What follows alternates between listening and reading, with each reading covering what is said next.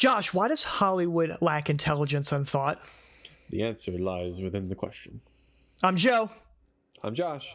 You've got questions? Yo, feeling grounded.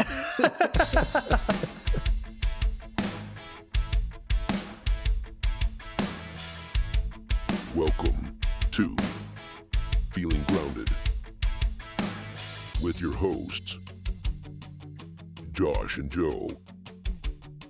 So what we want you all to do right now is subscribe to Feeling Grounded Podcast and like this video. Share this video also to any person that you feel might benefit or might enjoy this content. Also, we want you guys to be patrons. Follow us on Patreon. For only $3 a month, you guys will be able to see exclusive content that Josh and I genuinely love to put out there. Also, follow us at Feeling Grounded Podcast on Instagram. And lastly, put questions on our videos or send us direct messages on Instagram or on this YouTube video. We would appreciate that, and follow us on any one of our platforms. Big things are coming for Feeling Grounded Podcasts, and we hope that you can share this journey with us. Amen to that. Amen.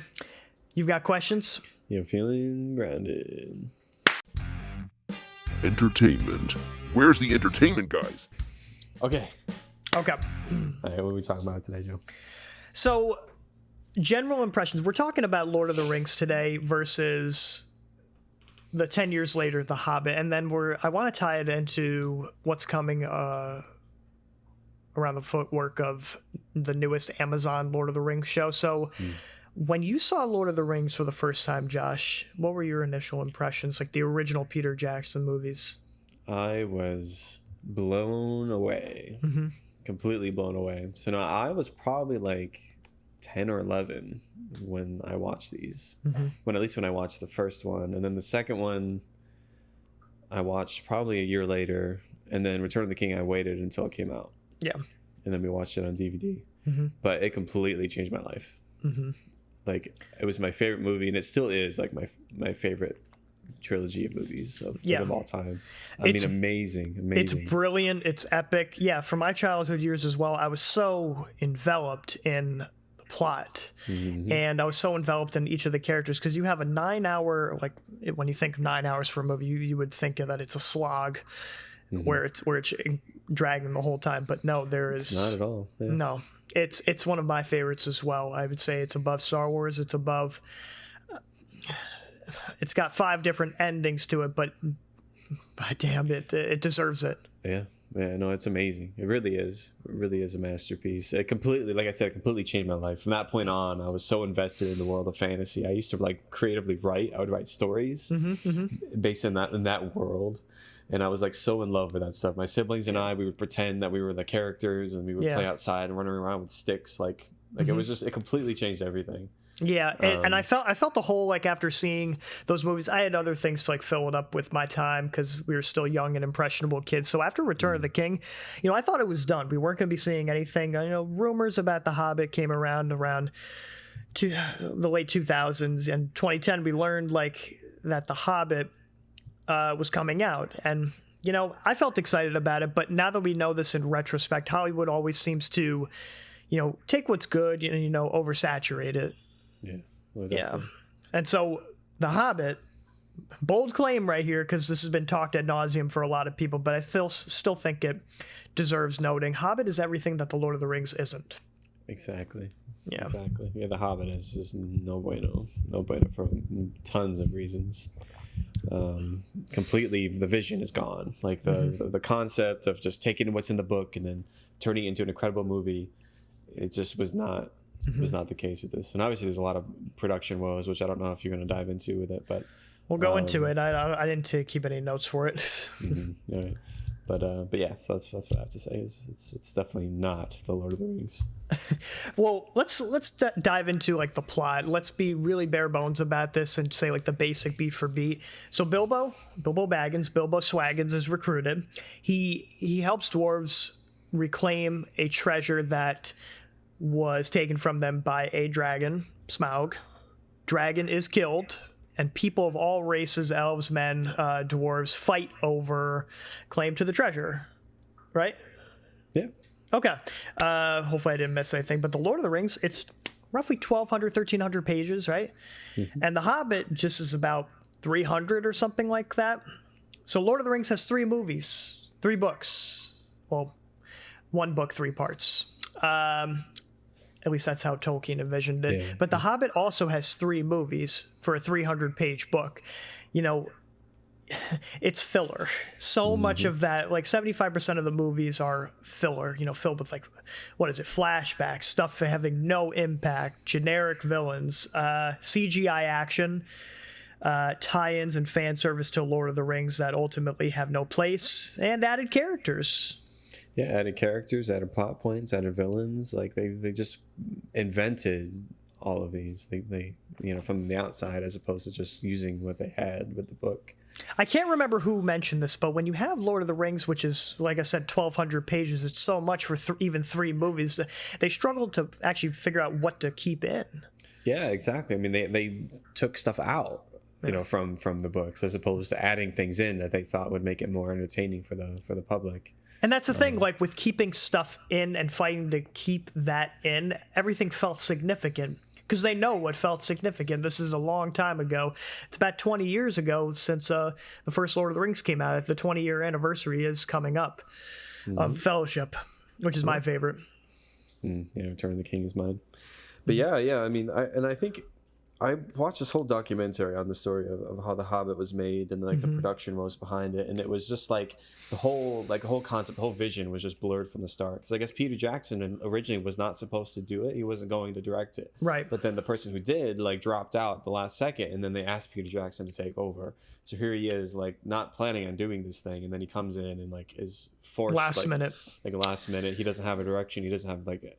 And then they know they want to make 3 movies out of this. Like that's kind of what the world that really. he's all into. I heard that they were like, the rumor was going to be 2 movies, or at least it was confirmed 2 movies, so which I was in favor of. I know stuff would have been added. Of course, you can't compare it to LOTR, right? But then studio interference came in and wanted it to be 3 movies just because of dollar signs, as opposed to like the vision or whatever that could have stayed there. Yeah, I mean, this is definitely, it should have been a 1 movie.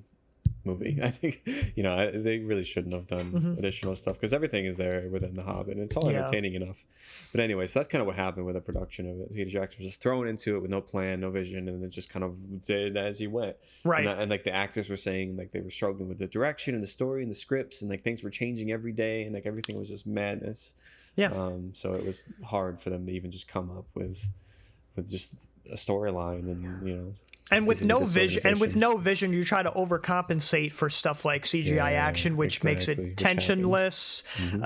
But Lord of the Rings, it felt grounded, it felt restrained, and obviously with the whole grounded thing, there's magic. Yes, I understand that we don't have that in planet Earth. But, you know, stuff like gravity mattered. For example, The Hobbit, the characters, they fall from incredible heights and survive. Nobody can survive those incredible falls. I'm thinking in my head, in The Unexpected Journey, Part 1, they're in the Goblin King's den or something like that, and they fall from like 1,000-foot drop and they all survive. And they're fine. Nobody would survive that. And yeah. And in addition to that, you have this in the book, but you have like 14 dwarves. And at the end of the 8-hour, 9-hour slog of all of that, nobody knows like more than like two or 3 of them. You look back at them and you're like, I don't know any of these characters' names. And to top it all off, Bilbo, the main character, he's written out of like the majority of the 3rd movie. I know, he's not even in it. I know, so it's crazy, and there's a million things that are wrong with this. But what I wish they did is they just had the vision from the start. We're just gonna do what's in the book, and we're gonna make that a reality. Because that's the thing. Like J.R.R. Tolkien was such an amazing writer. He was an amazing fantasy writer. That everything that is entertaining that's within the book. So like, just keep it. Just keep it. You don't need to add. You don't need to subtract. Like just, it's there. Just do it. It writes itself. It writes itself. Don't be greedy. And here's what I'm going with for Amazon's Lord of the Rings series. So it's supposed to take place, I believe, around like the Second Age, so before even The Hobbit, before even Lord of the Rings. And they're making it very Game of Thrones-esque, because that's the fashion nowadays. And I guess they're totally ignoring how Season 8 sucked, but supposedly they're making it very edgy, A lot of nudity. Adults, very adult. Yeah, which there is no place of that ever in Lord of the Rings at all. It seems like there's a lot of interference from the people, from the elites, from studio interference, and this is going to be a nightmare because it's not Tolkien's vision. And there's going to be, also with mentioning Game of Thrones, with Game of Thrones, that has its place because it makes it have a lot of tension because you don't know who is good and bad and who's going to betray the other. With Lord of the Rings, you know who is good and who is bad. That's not going to take place, I suppose, in this one. So I have my worries right from the start. Yeah, I think it's going to be a train wreck, and I am not going to watch it. And we will be there for your coverage, people. Yeah. Yeah, well, one of us will probably watch it, but we will continue to monitor this. And hopefully we will like it because we want to like it. But knowing what we know. Yeah, exactly. Tolkien is going to be rolling in his grave. Laughing or crying. Some both, probably. Some both, probably. The future is inevitable, but let's travel back in time. Okay. Timeline. December 15th, 1961. Adolf Eichmann, he was sentenced to death for war crimes in Israel. So, have you heard about Adolf Eichmann, Josh? I've heard Adolf, and I thought it's probably a bad person. Fair enough. He was one of the primary organizers of the Holocaust. They called him, his nickname was the architect of the Holocaust. And so he was responsible for the deportation of like hundreds of thousands of Jews to death camps. And after the Nazis were defeated, the interesting story is Eichmann, he fled to Argentina and lived there till about 1960. So quite a long time in order for him to lay low. He was captured, he faced trial, found guilty of war crimes, understandably so, and hanged. He faced trial, and this trial was televised, and it really shows to the world at large for the first time all of the Nazis' acts. But in Argentina, I'll go back to that, he was living under the name Ricardo Clement. Okay. And he lived a quiet and suburban life. He had a wife, he had 2 kids, and captured in May of 1960. And, he was shoved into a car. It was a really arduous process trying to figure out where he was and trying to make sure it went all smoothly according to plan. Yeah, shoved in a car, gagged, 11-day interrogation, then moved back to Israel. There's actually a movie based on it, came out about 3 years ago. I don't think you've heard of. Oscar Isaac was in it. Operation Finale, Ben Kingsley. Great movie. Nice. I feel like there's so many movies. I went through a big movie thing this past year, and I watched a lot of movies, but there's still so many. Yeah. Of course. It's very interesting. It's a very interesting story. All right, Joe, so mine. December 15th, 1944. Joe, have you ever heard of the man Glenn Miller? Yes. You familiar with him? So he was a band leader. He was the one that created the genre of big band music. He was this band leader who had this amazing band. I forget where. It might have been New York or somewhere south, but he was the one who wrote "In the Mood," which is the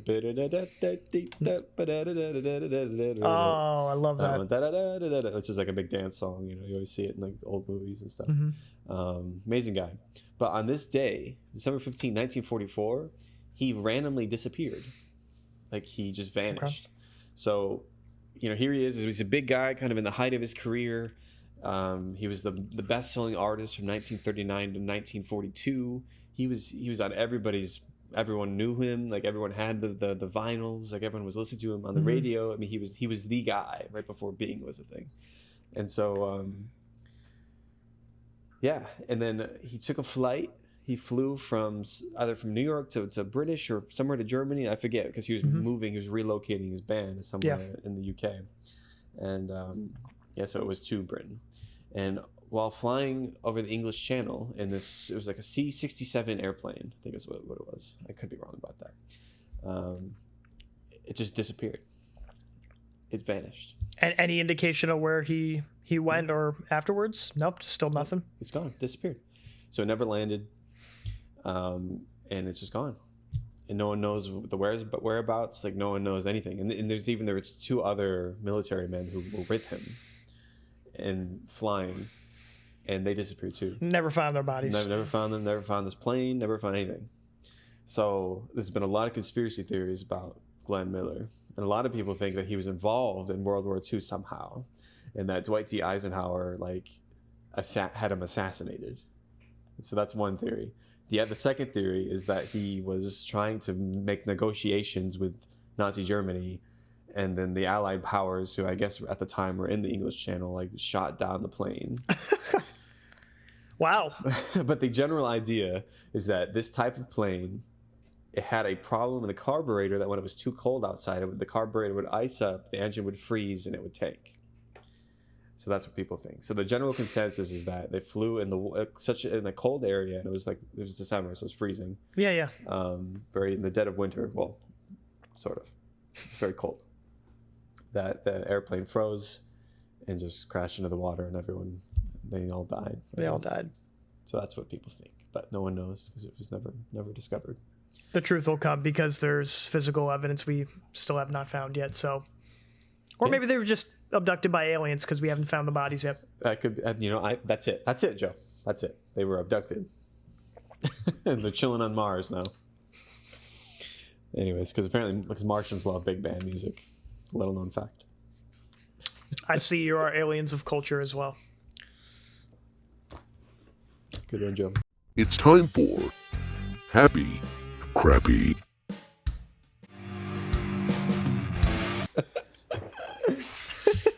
All right, man. Let's dive into this. How you doing, Joe? I'm. Yeah. Yeah. I understand completely. It's been a week. This week has existed. That's all I can say. It has. Let's just jump right into some happy crappies. All right, I will address my feelings because this is about our feelings. We're here to vent and project. And all of you listeners. All kidding aside. I slipped on black ice. There was a little bit of a white snow layer on top of that. I don't think there was any salt on there at all. Completely ate it. I fell right on top of my back and my neck. Went to the ER for a while a couple days ago and took the next day off. Felt great to do that, but I felt great afterwards. Basically what happened in the ER, there wasn't any breakage. And also that kind of goes into the happy, but to top it all off, on that day as well, when I completely ate it, my windshield wiper broke. I overslept. Oh, it was a day. Bad things came in 3 for sure. Yeah. That's true. Yeah. But my happy to go into that, I was in the ER, nothing broken at all. Like I said before, it was just a contusion, or another way to say bruising. I replaced the windshield wiper, and by 9 p.m. I was back home. Everything was great. Oh, well, there you go. So that's your happy. Yeah, that is my happy. So nothing bad came of it, and I was thankful. I kept patient all the way throughout the day. So. All right, well, that's good. That's good. Yeah, so my crappy, the kids are sick yet again. They have every other week. Yeah, I know, right? But now they have the hand, foot, mouth disease, so it's been pretty awful because they're in a lot of pain and there's blisters and they don't sleep, and it's just been like screaming like no tomorrow. Yeah. So I had a horrible night last night with my oldest, who just did not sleep at all. He screamed the entire night. So tossing and turning. Yeah, because his feet were bugging and he wanted mommy and daddy, and it was just not fun. So I'm sorry to hear that, man. They can be done tonight. Hopefully we'll be better, but we'll see. So that's kind of the crappy. Just the kids weren't doing well and I did not get much sleep. But the good, the happy, Joe, I made my goal for my body weight. I did it. Yeah. Where are you at now? I'm sitting pretty right now at 241.4. which the goal was 241.8, which I achieved yesterday. What's amazing is the day before that, I was 244.0. So I had one awesome day where I went for a long run and I ate really well. I had soup and sandwiches. I had sushi for lunch. I was on fire. And I ate enough so I was full, but it was clean and good. And I felt so good. And then the day after, I was 3 pounds lighter. It was crazy. Dude, keep it up, man. And you enjoyed the food that you had too, and Yeah, it was good. It was good. So I'm gonna keep at it and hopefully get to my goal. So my new goal is by the end of the year I want to be under 240. So I'll be like 239 by January 1st, which I think I can do that. Yeah, you got like 3 weeks. Yeah. My ultimate goal is 220, which I don't think I can achieve that by the end of the month, but that's my ultimate goal, is to get there. And then I'm gonna rebuild and do the Captain America workout plan. Oh, I know that. I know the cap plan. Yeah, so I'm gonna try to do that and see if I can get something similar, but probably not. But it'll be nice to build up to something. So that's it. So happy. My goal weight, achieved it, and then my unhappy, crappy. You need to constantly watch Marvel movies in order to be inspired. Yeah, no. I just have to watch that scene where he's like pulling the helicopter. Have you seen that one? Constantly. Come on, dude. Of course I have. But you're constantly, your brain is going to be fried from all of the tremendous stimulation from all of those movies. So I feel bad for you. Yeah, so then I won't be able to actually exercise because I'll spend so much time. Yeah. And that's a problem, because we're always searching for inspiration, but instead we just search for inspiration constantly, and we think we have accomplished something. I know, exactly. The brain says we've done something, but the body says, no, you dingus, you just been moving your thumb like this, or you've just been sitting there like this. I'm glad we have this talk. Yeah, it's good. What did I say about projecting before? Exactly. So Joe, though, I did my measurements, and I measured myself the first of the year in January of last year. If we had any female subscribers, they would be. Well, thank you. Careful, girls. He's married. I lost 5 inches off my belly. 5 inches. That's crazy. That's great, man. Yeah, I feel great. Things are going so well. So, okay. Happy crappy. So what we want you all to do right now is subscribe to Feeling Grounded Podcast and like this video. Share this video also to any person that you feel might benefit or might enjoy this content. Also, we want you guys to be patrons. Follow us on Patreon. For only $3 a month, you guys will be able to see exclusive content that Josh and I genuinely love to put out there. Also, follow us at Feeling Grounded Podcast on Instagram. And lastly, put questions on our videos or send us direct messages on Instagram or on this YouTube video. We would appreciate that, and follow us on any one of our platforms. Big things are coming for Feeling Grounded Podcasts, and we hope that you can share this journey with us. Amen to that. Amen. You've got questions? You're feeling grounded.